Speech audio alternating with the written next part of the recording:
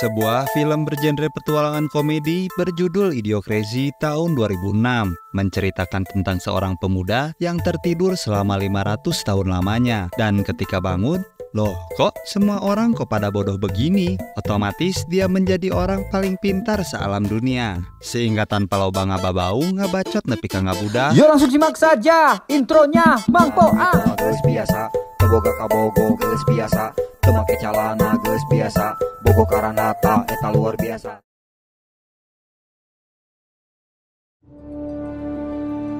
Human evolution was at it. Film diawali dengan adanya sebuah prediksi menyeramkan. Ternyata di masa depan nanti bukannya semua teknologi punya Doraemon yang akan kita nikmati, tapi justru kualitas hidup manusia jadi benar-benar mengalami penurunan. Hal ini dikarenakan oleh kesenjangan hidup antar manusia pintar dengan manusia bodoh. Having kids is such an important decision. Shit, I'm pregnant again!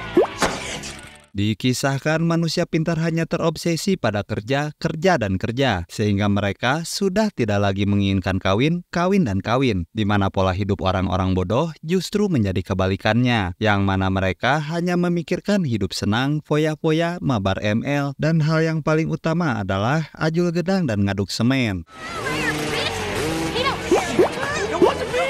Sebenarnya bercocok tanam bukanlah masalah, cuma parahnya mereka bercocok tanam dengan saudara mereka sendiri. Jadi akhirnya anaknya nikah sama anaknya, anak-anaknya kemudian nikah sama anak-anaknya, sampai anak-anak-anaknya nikah sama anak-anaknya. Pek tah can lieur. Karena kedua pola hidup yang salah tersebut muncullah kemudian generasi bobrok, di mana yang pintar semakin punah populasinya, dan generasi yang bisanya cuma aduk semen jumlahnya bagai bentang natarang paburisat teka etang. Khawatir jika prediksi masa depan tersebut akan terjadi, sebuah organisasi militer yang dipimpin oleh Mang Colin kemudian membuat program yang disebut hibernasi untuk menjadikan masa depan yang lebih baik, di mana mereka akan menidurkan orang-orang dengan kualitas babatok terbaik agar dapat menyelamatkan gen manusia terbaik di masa mendatang. Sebuah ide yang sangat cemerlang, namun karena belum memiliki izin dari BPOM, Mang Colin belum bisa mensosialisasikan program ini ke masyarakat luas. Akhirnya militer pun sepakat untuk mencari 2 orang relawan untuk menjajal program ambisius tersebut. As you know, this is highly classified. We believe humans can be stored. Relawan yang pertama diperkenalkan sebagai tokoh utama film. Dia bernama Joe yang merupakan seorang prajurit militer santuy yang kerjanya tiap hari cindekul di perpustakaan, di mana ia terpilih sebagai relawan karena seorang yatim piatu, sehingga tidak ada keluarganya yang akan kehilangan dirinya. Dengan dibibita alias dihiming-iming duit receh sekontainer, Joe pun akhirnya menyetujui program hibernasi tersebut. Follow me upstairs like now. Pihak militer kemudian menunjuk Rita sebagai relawan yang kedua, di mana ia adalah penjajah serabi lipat yang menjajakan dagangannya di kala malam, yang mana ia juga memiliki latar belakang yang sama dengan Joe, yaitu tidak memiliki keluarga. Apakah kalian sudah bisa menebak kenapa militer menunjuk seorang laki-laki dan seorang perempuan untuk dijadikan sebagai sukarelawannya? Yoi, kalau di masa depan generasi bobrok benar-benar terjadi, Joe dan Rita bisa bercocok tanam untuk menciptakan generasi yang cerdas, taat pajak, mantap jiwa, nanang kobra. Most average person in our entire armed forces. Singkat cerita, Joe dan Rita pun dininabobokan di sebuah kapsul Doraemon, yang ketika baru saja dimulai misi tidur panjangnya, Mang Colin sebagai pimpinan program hibernasi pun digerebek militer karena eksperimennya dianggap ilegal, yang alhasil program hibernasinya ditutup dan laboratoriumnya dihancurkan, dan kapsul yang berisi Joe dan Rita pun dianggap rongsokan yang berakhir di tempat sampah. Entire project was simply for Joe, but they were even worse. Tahun demi tahun pun berlalu, prediksi Mang Colin pun menjadi kenyataan, di mana tingkat kecerdasan manusia seiring waktu semakin mengecewakan. Mankind became stupider. Singkatnya, kita telah berada di tahun 2505, 500 tahun setelah eksperimen hibernasi mangkolin ditutup oleh pemerintah. Secara mengejutkan, kita diperlihatkan seluruh kota menjadi sangat-sangat kacau. Sampah berserakan di mana-mana, sangat-sangat kotor, hingga menjadi gunung yang sangat-sangat tinggi. Dan ketika truk sampah menjatuhkan sebuah botol AO, gunung sampah pun kemudian longsor dan membanjiri kota layaknya tsunami. Yang dari tsunami sampah tersebut, akhirnya kapsul Doraemon Joe meluncur menembus kaca jendela rumah mas-mas bernama Frito. Sampai akhirnya Joe terbangun setelah 500 tahun membuat pulau di bantalnya. Dan bukannya ditawari liwet CET dan Orson Spiritus, ternyata Frito yang IQ-nya rebahan pun merasa terganggu oleh ulah Joe, yang kemudian langsung mengusir dan melemparnya dari jendela. Where am I? Shut up! Joe yang masih bingung pun kemudian bertanya pada orang-orang yang dia temui di pinggir jalan. Namun betapa terkejutnya Joe, ternyata semua orang berubah menjadi sangat-sangat bodoh. Selain itu juga, banyak tempat memiliki nama yang aneh. Dan bahkan sebuah pelang rumah sakit pun terlihat sangat tidak estetik karena tulisannya tidak muat. Mungkin takut dirinya juga akan ikutan bodoh, Joe pun memeriksakan diri ke rumah sakit. Yang sesampainya di sana, ia justru semakin bingung, di mana di rumah sakit dipenuhi dengan orang-orang yang bodoh. Para pegawainya pun hanya terlihat hokcai tak berbicara. Mereka hanya terlihat sibuk pencet-pencet tombol untuk melayani para pasiennya. Misalnya saja ada tombol untuk nyeri panon, tombol kabentar, tombol suntik bujur, tombol bujur bisulan, dan tombol ditembak bokongnya. Kemudian Joe yang haus ingin minum dan kumur-kumur. Namun betapa kagetnya Joe ketika dia lagi-lagi menemukan hal yang aneh, di mana yang keluar dari keran bukannya air putih melainkan sirup marjan featuring orang tua. Bener banget, semua yang keluar dari keran adalah minuman soda bermerek Brown Dough. Excuse me. I think this might be Gatorade or something. Water? Yeah, You mean like in the toilet? just to drink. Singkat cerita, Joe pun diperiksa oleh dokter yang kacau banget orangnya. Di sini terlihat dokternya berdandan ala-ala boyband yang sudah bubar, dengan ikat kepala dan rokok kemenyan di tangannya. Dan di sini, melalui sebuah majalah, Joe pun menyadari kalau saat ini sudah tahun 2505, yang berarti dirinya sudah tertidur selama 500 tahun lamanya.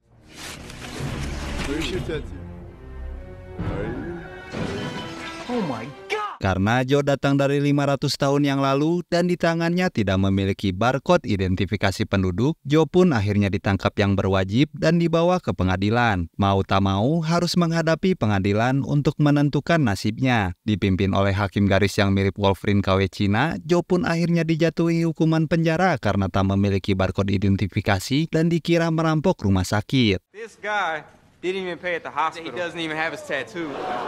Judge should be like, guilty. I didn't steal anything. I was part. Ternyata sebelum masuk penjara, Joe harus mengikuti serangkaian tes untuk mengetahui tingkat kecerdasannya. Di sini Joe dibuat terheran-heran karena pertanyaan tes yang ditanyakan super duper gampang. Dan akhirnya Joe menyadari kalau semua orang termasuk hakim, jaksa, polisi, penjahat, tukang somai, tukang bubur, tukang parkir goib, bodoh semua. Ketika akan dimasukkan penjara, Joe memiliki ide gila untuk melarikan diri karena telah mengetahui bahwa semua orang di alam dunia bodoh semua. Dengan pedenya, Joe menipu seorang petugas gembul dengan mengatakan bahwa dirinya sudah bebas hari ini. Tanpa disangka-sangka, petugas gembul yang goblok itu pun percaya begitu saja. Dengan cerdiknya, Joe pun bisa melarikan diri dari penjara.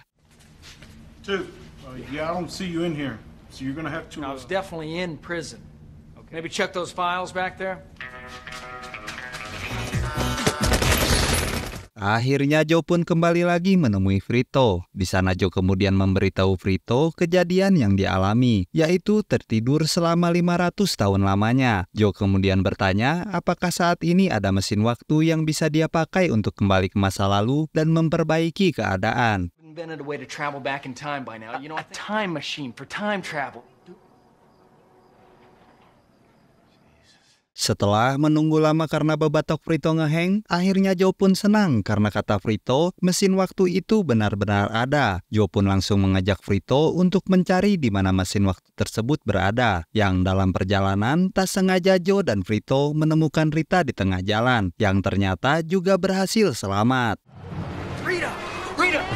Get in the car, I'll explain everything.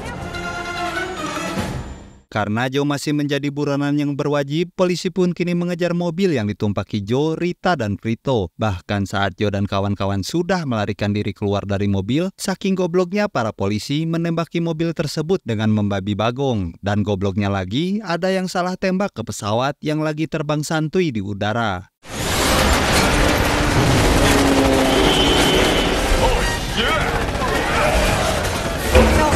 Joe dan teman-temannya sampai di kota dan mulai menyusuri untuk mencari di mana mesin waktu itu berada. Namun saat Rita pergi ke toilet, Joe terpisah dengan Frito hingga akhirnya dia tertangkap lagi oleh polisi. Joe yang tertangkap pun dibawa ke istana presiden. Ternyata dia dibawa ke sana karena mampu menjawab tes IQ di penjara yang dianggap sangat-sangat susah, yaitu 1 ditambah 1 sama dengan 2. You got the highest score in history.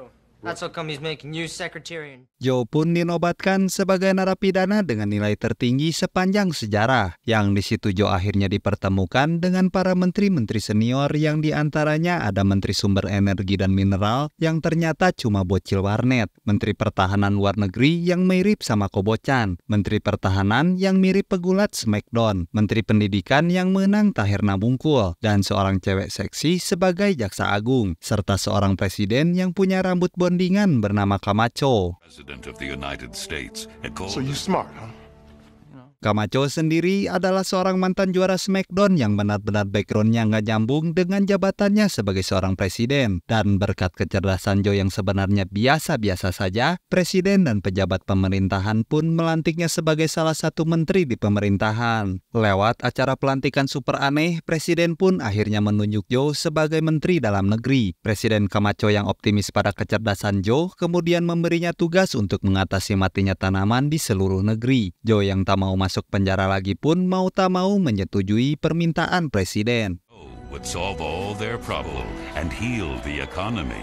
He would kick Joe's smart balls all the way, and then he would throw his brainy ass. Joe pun akhirnya bekerja menjadi menteri dalam negeri bersama menteri-menteri yang lain. Dan berkat kekuasaannya, Joe bertemu kembali dengan Frito. Di sana, saat berbicara empat mata, Joe kembali menanyakan keberadaan mesin waktu. Dan karena kapasitas babatok otak Frito yang di bawah standar, jawabannya pun cuma ngalor ngidul tidak jelas. Daripada repot, Joe pun meminta Frito menggambarkan peta mesin waktu tersebut berada. Draw me a map, okay? I gotta go to the time machine. I wanna go home. Kemudian Joe, Frito, dan para menteri pun pergi ke ladang yang terlihat sangat tandus dan gersang untuk mencari tahu kenapa tanaman tidak mau tumbuh di sana. Dan berkat kekuasaannya juga, dalam sekejap Joe pun dapat bertemu dengan Rita lagi. Di sana, diam-diam Joe membuka peta yang dibuat oleh Frito. Namun betapa terkejutnya mereka ketika melihat gambar Frito yang ternyata tidak lebih baik dari gambar anak TK. Merasa putus asa karena tak kunjung mendapatkan pencerahan di mana mesin waktu itu berada, tiba-tiba mereka dikejutkan oleh alat penyiram tanaman yang tiba-tiba saja menyala. Melalui momen itulah, Joe akhirnya menyadari kalau selama ini penyebab seluruh tanaman tidak bisa hidup adalah dikarenakan disiram dengan sirup marjan featuring temulawak, alias minuman bersoda. Ya iyalah, sampai lebaran monyet juga nggak bakalan tumbuh kalau nyiramnya pakai air soda, belengep. Ternyata sejak puluhan tahun yang lalu, sebuah minuman bersoda bernama Brawndo menguasai dan memonopoli seluruh pasar dan juga air bersih. Melalui perusahaan yang sangat besar ditambah orang-orang nutamake utek, minuman bersoda ternyata dianggap dapat memenuhi berbagai macam kebutuhan, termasuk untuk diminum, nyiram toilet, bahkan sebagai pengganti susu SGM untuk dede bayi. Singkat cerita, Joe yang menemukan jawaban kenapa tanaman tak mau tumbuh di sana pun kemudian menjelaskan dengan susah payah bahwa seluruh tanaman harus disiram dengan air, bukan dengan soda. Namun para menteri yang notabene-nya adalah kumpulan orang gak ada otak tidak dapat memahami apa yang Joe katakan. Water, on the crops. If you put water on plants, they grow. So why don't we just try it, okay? Karena merasa tak ada cara yang lain, Joe berpura-pura menjadi seorang dukun yang bisa berbicara dengan tanaman. Dengan akting yang gak kalah jauh dengan Reza Rahardian, Joe pun berhasil meyakinkan para menteri bahwa seluruh tanaman sealam dunia butuh air bersih. That had been building up in the topsoil leading to the Dust Bowl. Joe ordered all crops to be switched. Joe pun berjanji bahwa tanaman akan segera tumbuh jika semua orang menuruti perkataannya. Yang berkat dari solusi Joe tersebut, Presiden Camacho pun merasa sangat amat senang dan dengan segera meminta perusahaan bersoda Brown Dough untuk mengurangi produksinya dan mulai menggunakan air bersih untuk menyirami tanaman. Hari pun berlalu namun tak sebatang tanaman pun menampakkan adanya tanda-tanda kehidupan. Sementara Joe sendiri mulai menyibukkan diri melakukan PDKT dengan Neng Rita. Hey, I'm sorry about No, I still be in jail right now, so you don't have to sleep on the floor if you don't want to. I'm all right, yeah. Pada hari berikutnya, hal yang tak disangka-sangka pun terjadi. Karena kebijakannya mengurangi produksi minuman favorit warga sealam dunia, korban PHK perusahaan Brown Dough pun mulai berunjuk rasa di depan istana. Yang karena tidak sebatang tanaman pun tumbuh, Joe dituduh telah melakukan dusta di antara mereka. Rioting and looting and screaming for Joe's head. How come nobody's buying Brown Dough the thirst mutilator? I think it's because we switched to water, but This shit started happening when we switched to water. Karena ucapannya tak kunjung terbukti, maka akhirnya Joe pun kembali ke penjara. Bahkan untuk mencegah Joe kabur dari penjara, para polisi Teboga Utek pun memasangkan batu akik segede gaban di kakinya. Dan sebagai hukuman atas kebohongan yang dia lakukan, Joe pun akhirnya menghadapi eksekusi kematian, di mana dia harus berhadapan dengan 2 mobil mesin jukut yang siap menghancurkannya.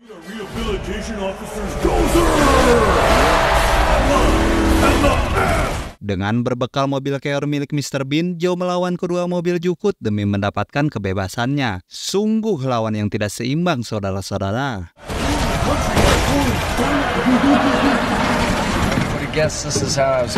Di waktu yang sama, Neng Rita yang berada di Istana Negara pun secara tidak sengaja menemukan secercah harapan. Setangkai bunga mawar telah tumbuh di halaman, berkat disiram air bersih setiap hari. Dengan terburu-buru, Neng Rita dan Frito pun menuju ke arena untuk membebaskan Joe dari eksekusi kematian.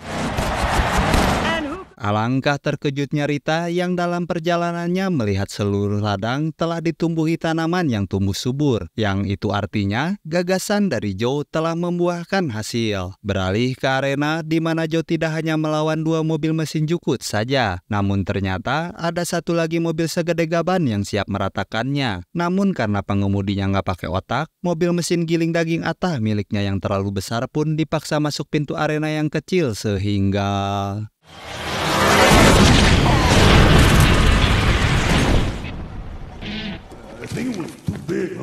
Meskipun hanya tersisa 2 mobil mesin jukut, Joe masih kerepotan menghadapinya. Dia pun hanya bisa menghindar ke sana kemari atau dia akan dilindas dijadikan iwak peyek.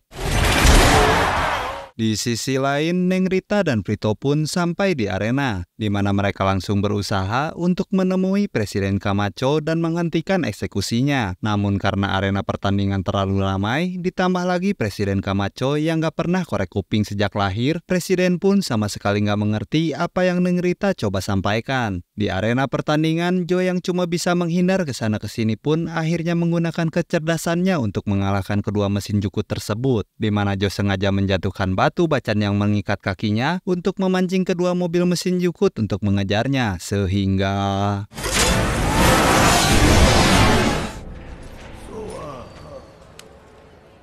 Mengira pertandingan telah usai, para penonton kemudian dikejutkan oleh pengemudi mobil mesin jukut segede gaban yang muncul kembali dari balik reruntuhan. Tanpa ampun, ia pun menembaki Joe menggunakan senjata laskar beat yang mampu membakar apapun termasuk membakar hatimu. Namun karena kapasitas babatoknya di bawah garis kemiskinan, ia pun menembak batu bacan yang mengikat kaki Joe sehingga Joe dapat melarikan diri.